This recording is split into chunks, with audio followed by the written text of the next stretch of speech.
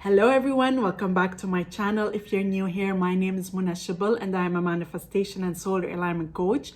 My channel is geared towards helping you become your highest potential so that you can create and live the extraordinary life that is your birthright. In today's video, I'll be talking about how self-concept does not require fixing.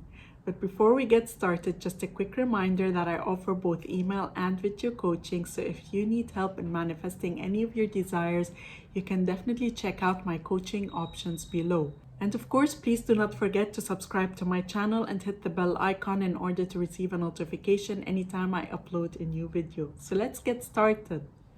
When it comes to self-concept, I spoke previously what is meant by self-concept because a lot of people take it to mean it's self-worth. Self-concept is just how you view yourself in relation to a specific focus area, in relation to a specific subject. So it could be in relation to work, or it could be in relation to romance, health, money, your relationship with your family, how you see yourself in your family.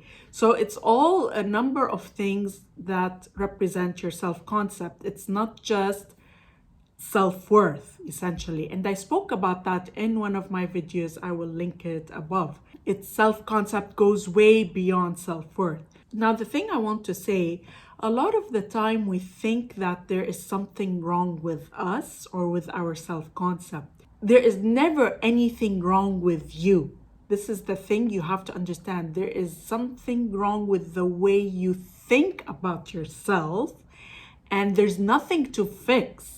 Ultimately, due to past programming, past conditioning, our upbringing, our past experiences, our past relationships, our past past, we have chosen to build an opinion of ourselves that we are a certain way.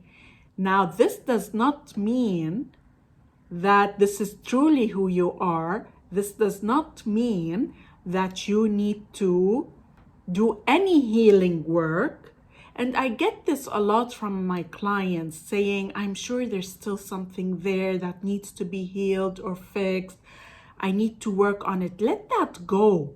Like, yes, if you have a pattern, bring that up, but then move on. Like, you don't have to do any form of healing or hypnosis or regression or any sort of deep work to assess what it is that you think about yourself. Actually, just looking at your physical reality, you can immediately see, I'm clearly, if it's undesired, clearly this is what it's reflecting about my self-concept. And then I'm going to change that. I'm going to just affirm if that is something you want to do. Affirm. And that what that does, it basically impresses that new story into your subconscious mind, because then your subconscious mind impacts your conscious thoughts, right? In this way, your thoughts will be more aligned with the story of what you want rather than what you don't want. So you're no longer having to fight your opposing thoughts. That's A. B, you can choose also, if you don't want to affirm, you can choose to just not identify with the thoughts. So when a thought comes up, I'm not good enough. No, I'm not going to entertain that. Oh, I don't look good. No, I'm not going to entertain that. Oh, I'm not good at what I do. I'm not going to entertain that. You kind of stop yourself. Say, I'm not going to engage with that physical mind. I'm not going to engage with it. I'm going to stop myself and I'm going to not engage with it. I'll give you an example. Here, I'm going to use an example of physical appearance because it's just, it kind of happened recently. I was going to an event and as I was leaving home, I looked at myself in the mirror and I kind of noticed that I've put on a bit of weight and I didn't like that. And then I stopped myself.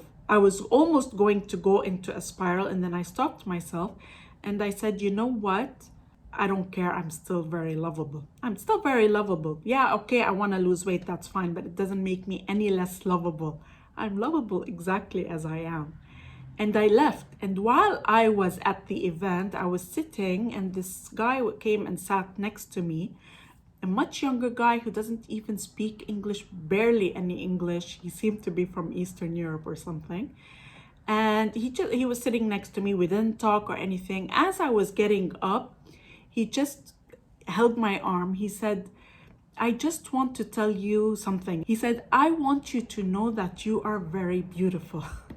And I looked at him, I thought, oh my God, I felt like this was a confirmation from the universe to tell me, good job, like that you did not identify with this negative self-talk. So I felt that this gentleman came here as validation that, you know what, no matter what your opinion of yourself is, when you don't engage with that opinion, don't engage with it, you're good to go. And this is here, I'm just talking about physical appearance, but this was a mirror of my thought about my physical appearance. So of course it came in to match that. Had I don't know, thought something about something else, I would have still gotten that mirror. It's like the validation always comes in when you choose not to engage with your mental thoughts, with your, and sometimes you get the thought and it comes to you and you're starting to engage with it, and then you withdraw, you recognize it. Just being aware that this thought is not serving to you, you can transcend it. You don't need to go back and forth with it and convince yourself. You kind of just disconnect from it and say, I'm not going to engage with this because it's just an opinion. And when you do that, your reality has to then mirror back to you the more empowering assumption you have about yourself. When you choose not to engage with the negative thought, you're going to see the opposite of it manifest. The positive is going to be given to you as validation, no matter what. It always happens. Start testing this with yourself on any topic. You can look at that in any area and you will always see the mirror reflection of it in your physical reality. It's almost immediate, like really. Trust me on that. So there's no healing work. You don't have to spend hours affirming. And the thing I want to tell you about affirmations, I absolutely love affirmations, and the affirmations part helps impress into your subconscious mind. And so your subconscious mind then is what brings out the conscious thoughts. Your conscious thoughts are manifestations of what's within your subconscious mind. Even thoughts are manifestations, not just your physical reality.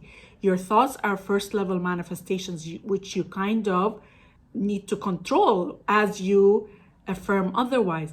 But does it mean you need to affirm every time? You don't actually need to affirm every time, because when you don't engage with it, your physical reality will start mirroring back to you, even if you have not worked on your subconscious mind.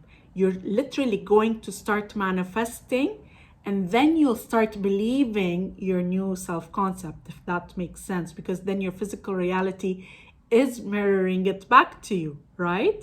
So then you start to believe it, and then it becomes actually your new identity, your new state of consciousness. You can manifest in one of two ways. You can manifest through impressing your subconscious mind, which is very powerful, very powerful. And you can also manifest by just controlling your opposing thoughts and not engaging with them, exactly as I did in that moment.